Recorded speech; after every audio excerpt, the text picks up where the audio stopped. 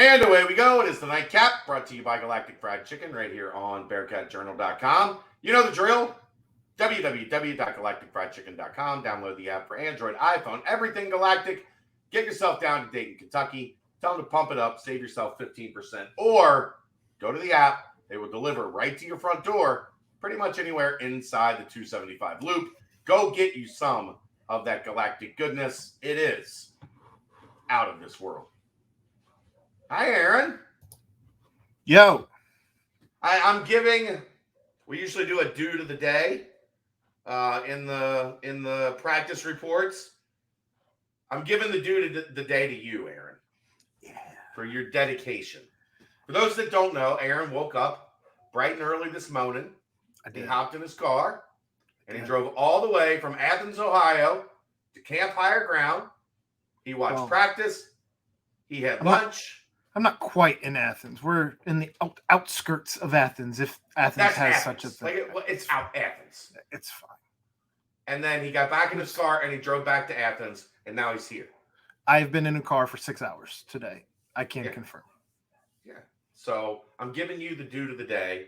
You didn't have any other reason to come. You just wanted to see practice. Yeah. And today was a chance for you to see practice. So you were here. So well done, sir. Appreciate that. Yeah, it was cool. And now you have the knowledge of seeing practice today. So we're gonna let you give us your thoughts on what you saw from day one. They were in shells, so they weren't in full pads, right? But they were in helmets and shoulder pads. There was more contact today than there was the first 2 days. But you could at least run 11 on 11, right? Like you didn't. I mean, they run 11 on 11 in helmets, but it actually looks like 11 on 11. Yeah, it looks a little bit more like football. Yeah, a grandarized walkthrough. But no, the biggest takeaway I had today was just how different practice feels compared to a Luke Fickell practice. And by that, you weren't kidding with how crisp there's timers everywhere. It feels like you can't miss that. And they do stick directly to when that clock hits 0 on that period, it is time for the next period. The horn blows, the announcement is made, who's going where, game on. And I thought that it ran very crisp, very clean. It's efficient. I'm curious now how those meetings go. Just to be a fly on the wall, listening to the coaches' meetings after the practices where they go over who did well, who isn't doing well, because there's a lot going on. And it was, I don't know, it felt more organized. It felt, and not that there's anything wrong with doing it Luke's way. Obviously, he had a ton of success. It's just different. Yeah, I mean, the main difference being, like Luke, if he wasn't happy with the way things were going, or if he wanted to see more, he would just stop the clock and the period would continue in perpetuity until he was ready to move on. This, if you got 5 minutes to get it done, you got 5 minutes to get it done, and then they go back over it and address things from there via the film. So it gives you a little bit of opportunity for more mental work and not as much physical exertion on your body. So that's kind of what, for people that are wondering, like, what exactly does that mean that it's more crisp? It's specifically designed that way. Like Mitch Mariotti walks around with the bullhorn, and when there's 30 seconds left, he yells into the bullhorn, 30 seconds. He yells what's next so that everybody kind of gets their brain around where they're going next. And as soon as that clock hits 0, boom, everything changes and you go. One thing I did notice, some of the groups had already moved when he did do the bullhorn. So I think my assumption is that as these coaches are getting more acclimated to the way practices are run, they are only going through so many reps with these guys in this specific practice to see what they want to see, and then ready to move the guys into the next period.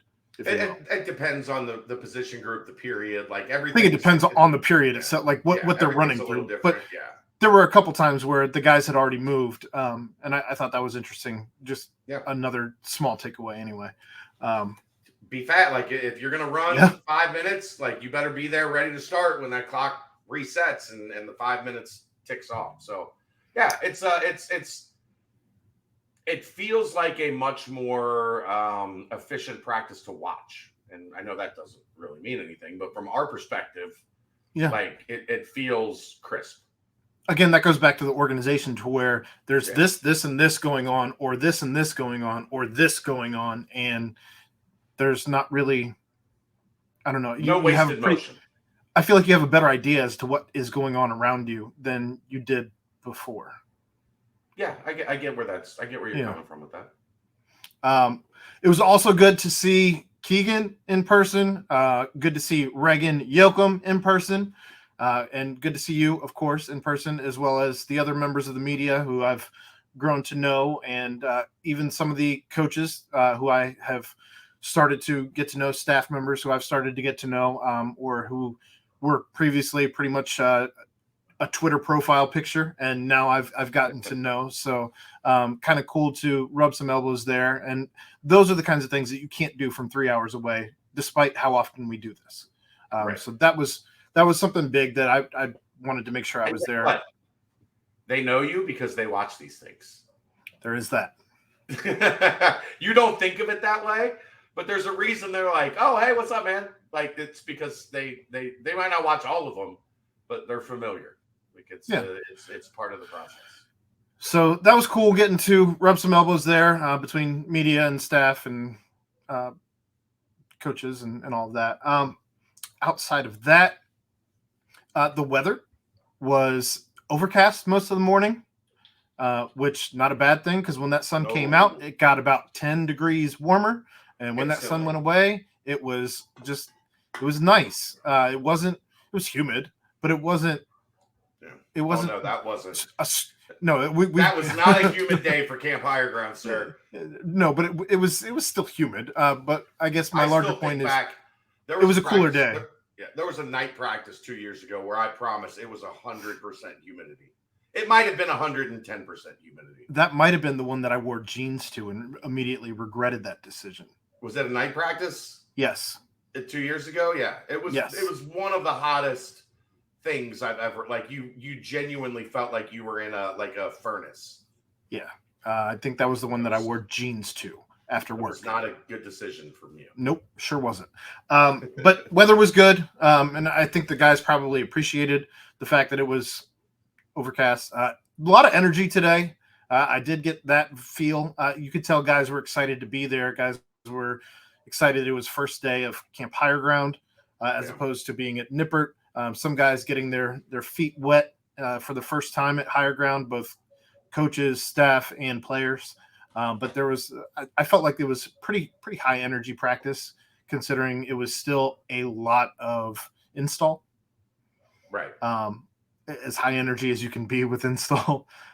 But I don't know. Did you get that same vibe? Yeah, I mean it's practice, so you kind of it's different. Like it's different for somebody that's walking in as opposed to like I go to practice. Like I don't know, right. I don't see as much of that stuff. I guess is because you're just kind of there. Like you're not picking up on some of the nuanced stuff because you just have like, all right, I need to see this today. I need to see this today. Like you're kind of checking off boxes, but I get where you're coming from. Yeah. I don't disagree. I have about which for us is good. That is a good thing. I think I have 5 or 6 names of guys who stood out to me today. And we can go into as little or as much detail as you want. I haven't had a chance to read your article. Emory Jones stood out to me today. That was my dude of the day today. He had a really good day. He did. I thought he looked sharp. And the receivers were getting probably more separation on the back ends of routes, especially deep routes, than maybe if you're a defensive guy you would care to see. But that's also a hat tip to a newly formed receiver corps. And of the receivers, to me, I thought that Sterling Burkhalter stood out a little bit today. I thought that he had a pretty good day. Yeah, I I thought don't think I mentioned him in my notes, but he had a pretty good day. He had a nice long catch. I felt A like lot of every a time, lot of deep balls today that were on the money. which is good to see because I was curious. I was asking some of the guys that were standing on the sidelines if they had seen Emery throw a deep ball and how far he could throw. And there were some Oh, he's people who got a said, cannon. yeah, and I think we got to see that today, and I thought that was encouraging. But Xavier Henderson is bigger than I anticipated. Long frame, just wiry, and he runs very good routes. Yeah, I think the thing that I really liked from him today, and I put this in the notes, was there was 2 or 3 times where there was a deep ball to him, and when the ball came out of Emery's hand, he was even with the defensive back, and by the time the ball came down, he was able to gain 2 yards of separation. That late ability to pull away, and that's a long stride, a fast, like, a guy can keep up with you for a certain period of time, but then ultimately, it's what it was like when I ran track. I know people don't believe me that I ran track, but I was really fast for like 40 or 50 yards because I got little tiny legs that I look like the road runner. And then by the time, like, I would have to get a big lead by 50 yards or 50 meters because the dudes that were 6'3" that were right behind me were gonna pass me the farther down the track that you got with those strides, right? Yeah, and that's what I felt like I was watching with Xavier Henderson against defensive backs today. Is once he got to 30 or 40 yards, man, he was able to get the type of separation that makes guys high end. Yeah. And with him being able to go up for any 50-50 ball that you throw out there, because I dare somebody to try and get one over him. He's going to go up and get it. I think that he's going to be quite a weapon, and it was exciting for me to see him in person today. Another name that stood out to me was a guy who I covered once upon a time, Kalen Carroll, who did have a pick on Emory Jones. Maybe he stood out to me because I covered him, but I thought that he looked excellent in coverage today, even when the ball wasn't thrown his way. I thought that the reason it wasn't thrown his way was because he had very good coverage. I thought he was really good on Wednesday as well. And the term I used to describe him was sticky. Like, he was on his dude. Yeah. You didn't see a whole lot of separation in and out of routes. And now he was running with the twos, so he's not going against D. Wiggins and Donovan Ollie. Sure. But I thought he was sticky. And it feels like he has taken a pretty sizable step. So it's good to see that one of those young DBs is starting to click. Yeah, I don't think I saw a receiver more than 3 yards away from him at any point in time. And he's looked good. They certainly were trying. Another name from that same class that stood out to me today because I felt like he was flying around the ball was Tyler Gillison. He looks like he had a fantastic offseason in the weight room.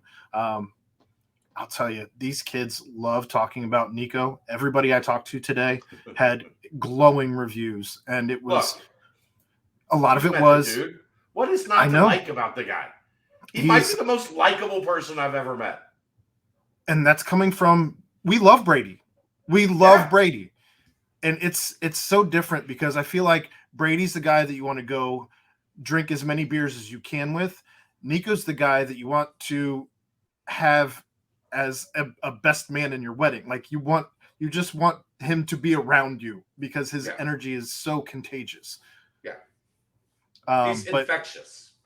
Yeah. I think it's a good way to put it. I referred to him several times today when talking to people as a heartbeat because I think that's who he is. Yeah. But Tyler looks like he's put in a lot of work with Nico, and he was flying all over the place as much, if not more than what I saw out of Deshaun Pace today. And I thought he had a really good day as well. Yeah. I think Pace he's going to be really good in this defense, man. I agree. I tried to get him to talk about it, and he was like, no, this defense is designed for everybody. I'm like, nah, man. This defense is designed for, he didn't design it for you, but he should have. Because it is perfectly fit to what you do well, brother. Like, you got a chance to be special playing that role in this defense. Yeah. I'm excited from everything I saw out of Deshaun Pace today.